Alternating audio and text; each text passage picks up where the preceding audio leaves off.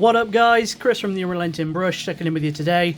Awesome video for you guys. I've got the Devastation of Tallarn campaign book for Legion Imperialis to show you guys today.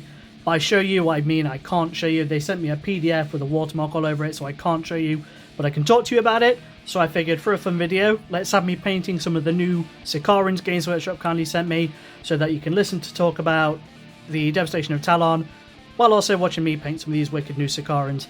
It's going to be a really fun video. If you like it, don't forget to like, comment, subscribe, all that cringy nonsense. If you see something I could do better, let me know.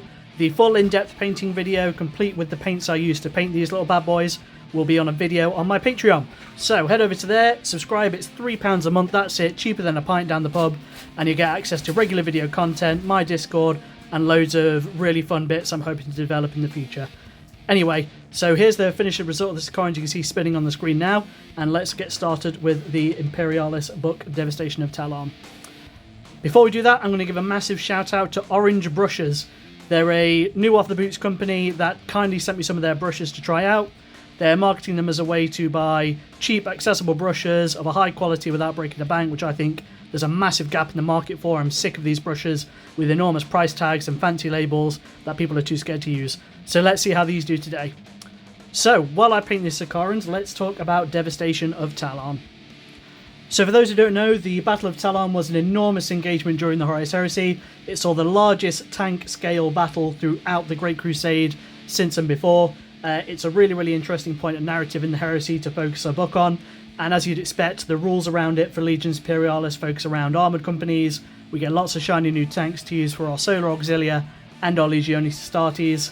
There's also some really fun, cool campaign bits in this book, which I'm eager to give it a go. If it's anything like the Great Slaughter that we got a few months back, it will be steaming with content that I'm really excited to get grips with. And hopefully this is a really good boost for the Legion Imperialis scene. So we rack up at 120 pages. As is normal with Games Workshop published expansions, half of it is lore and narrative, the other half is rules and games add-ons, as is the normal formula. As you'd come to expect from anything Horus Heresy related from Games Workshop, it's chocked to the brim with lore. It's got all your beautiful, kind of graphically designed scale maps with a little icon showing forces engagements, fortifications, all those really lovely bits we absolutely adore to see. One of my favourite things about these expansion books that we got in the Great Slaughter is numbers. It's got great in-depth details about the numbers of forces at these battles. So the Assault on the Sapphire City, just to give you a taste, the traitors had 4 grand battalions of legionaries, about 21,000 of them. 81st and 82nd Solar Auxilia cohorts, approximately 270,000 auxiliaries.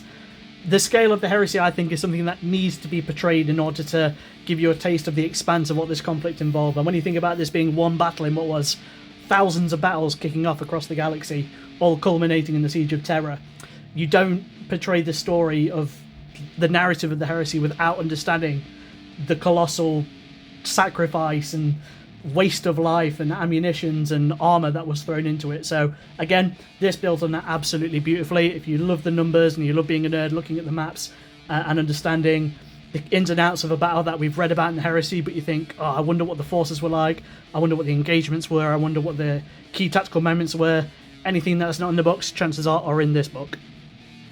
And again, little markers and arrows, Alpha Legion going this way, Iron Warriors going this way, they're engaging this city here, hundreds of thousands of Solar Auxilias stood here to defend against the enemy cohorts, and again, all that really lovely nerdy narrative nonsense I absolutely adore, and this book's got loads of it. Now, one of my favourite moments in any Heresy book is in No Fear. Dan Abnett, I believe, did No Fear. What he conveys in that book fantastically is a legion preparing to go to war. So he sets the scene around mobilisation and a spaceport brimming with Astartes ships being loaded, ready for the Great Crusade to continue. All that, again, really nerdy nonsense we absolutely adore.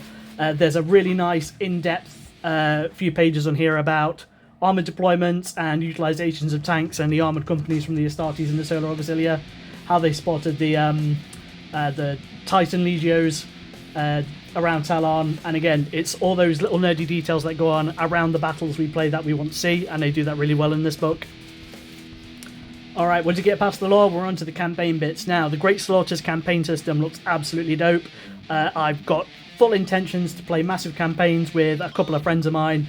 I would love to see the local Legion Imperialis communities get on board with that. I did put a suggestion on the UK Legion Imperialis group about doing a kind of web-based campaign where there's a map and we all dictate the results of our battles, and we've got traitors versus loyalists of umpteen players.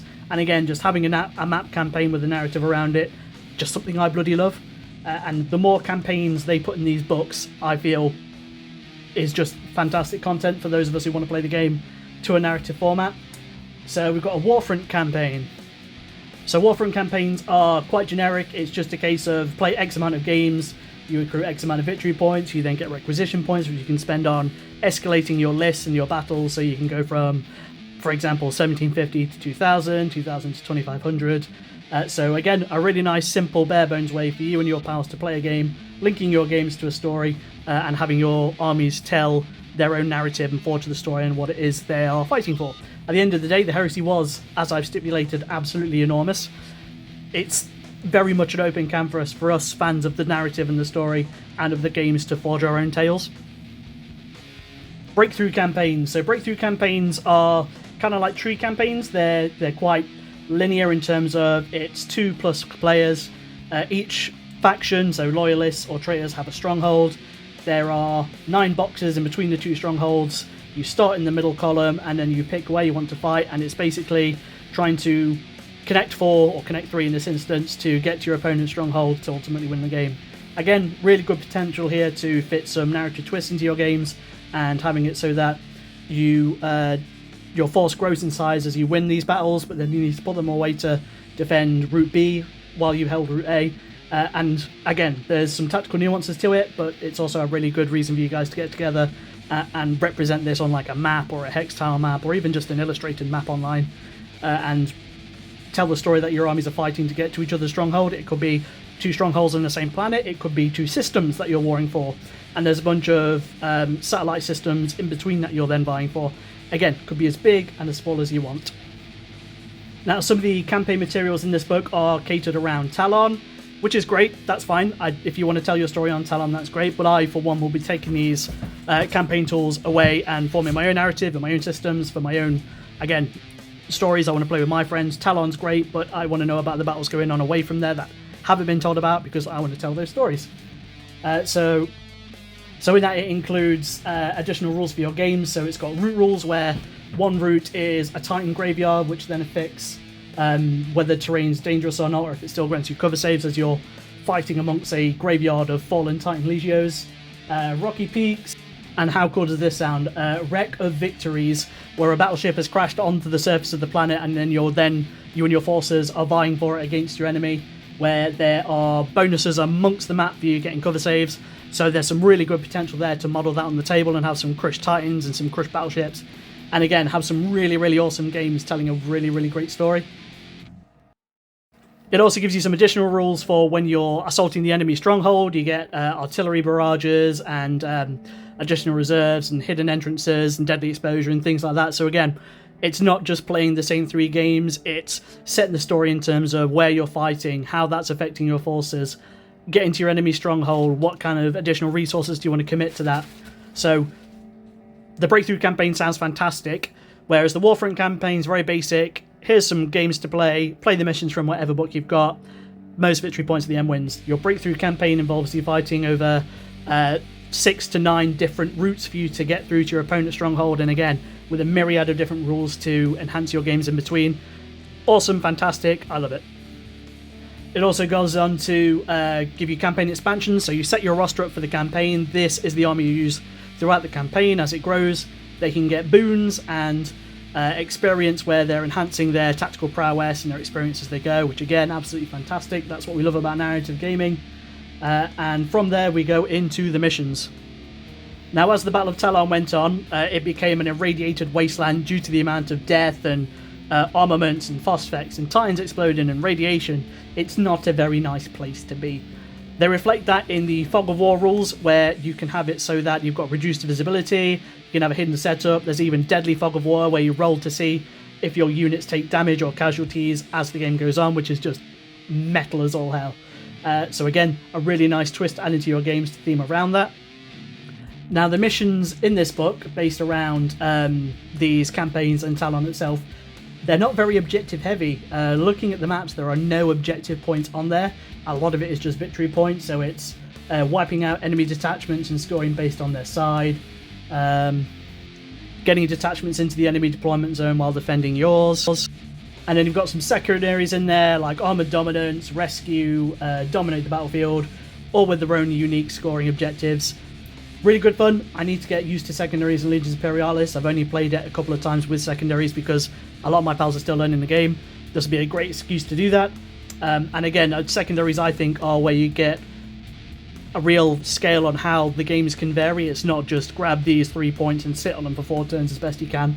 It's a really nice way for you to fit what you want your army to do based on your secondary objectives, so they can be just as important as the primaries. So there's an emphasis on the secondaries around scale, so I assume that's to kind of prompt you to think about the scale detachments you have in your army, so tanks being quite important around Tallarn and Titan Legios, and maybe encouraging you to take those more. I think that's great. I think it's thematic. It makes for really fun games. There is a massive emphasis on infantry, especially in the main missions from the Legion Imperialis rulebook and the last expansion. So something a little bit more focused on armoured columns and tank warfare for Tallarn I think makes sense, and that's cool. I can dig it. Then we go on to battle honours. So as your detachments and formations fight in these epic battles of grim darkness, far future, but in the past, historical science fiction wargaming shenanigans, as I try and explain to people who don't know what the heresy is, you can get battle honours. Your guys can get experience and become more adept with their armour saves. Your walker battle honours can do things like they become more adept at walking through dangerous terrain, so they are less likely to take damage because they get the allowance of 4 inches instead of 1, which is cool. There's even one for vehicles and super heavies for the battle honour called Spiteful Demise. Each time a model in this detachment is destroyed, before removing that model, the controlling player can roll a d6. On a 4+, the closest enemy detachment within 12 inches of that model suffers 1 hit with an AP of -1 and the light AT weapon trait. So that Shadow Sword just firing off that last shot at that enemy predator just to try and get it dead. Absolutely metal. And a lot of these incur point increases, so as your units increase and get their battle honours, they'll be worth a few more points just to try and balance it out. So there's some really neat additions for the campaign systems around Legion Imperialis. Again, sprinkle these in with the bits from the Great Slaughter and whatever we can from the main rulebook. There's nothing stopping you. What I like is the open war cards from Warhammer 40,000 Age of Sigmar, mixing those across the game systems. If you're watching the video at this point, you're probably wondering, what is that? Oh my god, he's ruined that Sicaran, he's a moron, what am I doing watching this idiot? Watch this video, they will look wicked in the end, and again, you can get the paint video on my Patreon for £3 a month. So another new feature in this book is Formations of Legends. So these are kind of like named formations set during the Battle of Tallarn, so if you're an Iron Hands fan or an Iron Warriors fan, these will be right up your alley. They're quite specific in what you can take, but they do have additional rules that can let you reflect the narratives of these guys, which is cool if that's your jam and you're like really into the named historical elements of the heresy. Absolutely crack on. How these interact with things like match play and whatever, I'm not sure, but if you wanted to take these in a quotation marks normal game, I'm sure I'll have a chat with your opponent and there shouldn't be any issues with it. They are points costed, and they all have rules in turn, so they are quite linear and specific. Again, there is one for Iron Hands, one for Iron Warriors, one for Alpha Legion, and one for the Solar Auxilia, for the Tallarn Reborn. So again, if that's your jam, crack on. What I love about it is it's got the, what are they called? The army formations sizes in kind of illustrated, so there's like 2 Sicaran detachments, 4 Sicarans, and 10, 20, 30, 40 Marines, each to a Lamb Raider, all illustrated on there. There's a name for it, and I can't remember. Please leave a comment if you're shouting at the video right now. But again, all those little illustrations alongside their rules and their points and their bonuses, amazing. Alright, and then we come to the last portion of the book, which is going to be the rules and the points cost for all the new units for this segment of Legions Imperialis. So we've got some awesome new formations in the form of Legion Heavy Assault Spearheads. Those are situated around Terminators in transports, Dreadnoughts and Sicarans, so Iron Warriors fans will absolutely love this. Most Legions will love it, to be fair. So it's compulsory detachments of Legion Terminators ×2 and support ×2, with optionals for battle tank, air support, heavy armor. So again, that detachment of being Dreadnoughts, all your infantry having to be in transports, and then tanks, flyers, and heavy armor rolling up with it is going to make for some really, really nice formations. Really nice thematic ones around, again, Tallarn and the Legions that use them. Legion Subterranean Assaults, this is an interesting one. So this is compulsory HQ support core. Dedicated transports, all Legion Astartes detachments with this formation that contain only infantry models, excluding models with a deep strike special rule, must be upgraded with Legion Termites as dedicated transports. Yeah, okay, that makes sense. The Termites are a much better bargain than the drop pods. I'm still really, really grumbling about 4 drop pods for a box at 31.50. I want at least like 8 or 9, and by that point we're talking 60-90 quid. Yeah, it's a business, they want to make money, but drop pods are so synonymous, and you know you're going to need more than 4 in a box, so you're definitely going to want 2 boxes. You know, it be what it be. Get Termites instead. And it gives them Subterranean Assault, so when a detachment from this formation that has been upgraded with Legion Termites as dedicated transports and deep strikes, after placing and scattering the initial model, roll a d6 for each enemy detachment with a scale of 2 or less that is within 6 inches. So it's quite risky to want to do this. On a 5+, the enemy detachment suffers the effects of the Quake rule, as if a hit had been scored against it by a weapon with that trait. I can't remember what Quake does, but yeah, cool, that makes sense. It's got optional detachments for support, core, and core. So if you want to load up Termites with all your infantry and have some Dreadnoughts stomping about, cool, cracketh on it. So those are the 2 formations we get in this book, which takes us onto the detachments. So all the Sicarans are battle tanks, so hopefully that means we can mix our Sicaran squadrons up in our formations. Rules-wise, they look pretty good. I think the game launched with a high emphasis on las cannons because of their potency to take out armor and chip away at shields and wounds on Titans. So since then, we've discovered how important point defense weapons are and how essential infantry are in terms of grabbing objectives. Since getting drop pods and now with Termites, I think there's going to be an even bigger emphasis on getting infantry where we want them. So you're going to want Punishers with their 4 shots, hitting on 4s, -1, light AT, rapid fire, only 12-inch range though. So you're going to want to bolt those at the board as fast as you can to safeguard objectives. Again, point defense with the bolters that they've got. I've given mine, with the Punisher cannons, the bolters, as their mission's purely going to be blap infantry. Arcus. Arcus in Heresy, especially in version 1, were always sinister as out. They're okay in 2nd Ed now, especially if you're fighting mechs, you can just pop away at those big robo boys. They look okay. They've got 2 modes of fire for the missile launchers. One's 16 inches, 2 shots, 4s to hit, -2, anti-tank ripple fire. Pretty good. The other one is 20 inches, 2 shots, 5s to hit, -2, anti-tank skyfire and tracking. So re-rolling to hit rolls on flyers with -2 AP, I think it's going to be good, because flyers at the minute do present a problem if you've not got the means to deal with them. I know there's a point of contention in my group about how many flyers you bring, because it's essentially a case of wait for your opponents to deploy as much as they can, deploy your flyers once they've deployed their flyers, blap them out the sky. So your defense turrets from the support box help with that, and your Arcus, they'll be good for sitting mid-board and thinking, cool, do I want to intercept that flyer just to get it out of the way? Good shout. Otherwise, yeah, mine have also got las cannons, so they should be pretty good at dedicated anti-tank and flyer fire where needed. Point costed really, really well. I'm excited to take mine for a spin in the game. Legion Sabres, Legion Termites. Sabres look interesting because they're obviously very fast, but also very weak. 4-up save, 1 wound.